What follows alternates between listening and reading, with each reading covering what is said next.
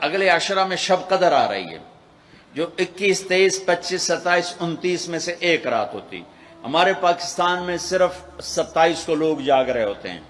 میرے نبی کا فرمان ہے شب قدر 5 راتوں میں گھومتی ہے، تو آپ 5 راتیں جاگ لو، آپ کو شب قدر مل گئی.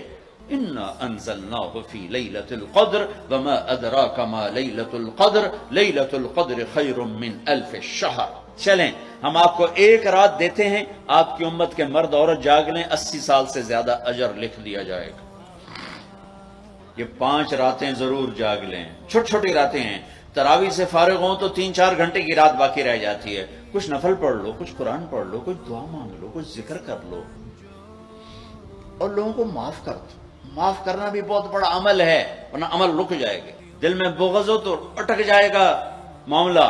4 آدمیوں کی بخشش نہیں ہوتی. اللہ نہ کرے کوئی ہم میں سے کوئی ہو تو میں بتا دوں تاکہ وہ ابھی سے توبہ کر لے.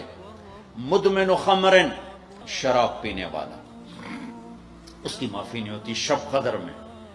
عاق لوالدیہ، ماں باپ کا نافرمان، بخشش شب قدر بھی نہیں بخشوا سکے.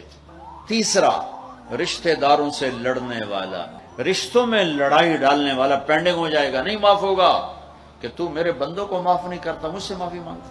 بھائی بہنوں، کوئی کسی سے لڑا ہوا ہے تو اللہ کے واسطے رمضان کی محنت ضائع ہو جائے، شب قدر کا جاگنا ضائع ہو جائے، اس سے بہتر یہ ہے کہ ہم صلح کر لیں، معافی مانگ لیں، معاف کر دیں، سینے سے لگا لیں، درگزر کریں. چوتھا کون ہے؟ کینہ رکھنے والا.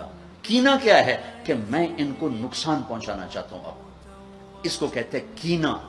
میرے بھائی بہنوں، کسی کو نقصان پہنچانا، کسی کا بغض، رشتہ داروں سے قطع تعلق، ماں باپ کی نافرمانی، شراب کا پینا، یہ شب قدر کو بھی بے قیمت کر دیں گے. رمضان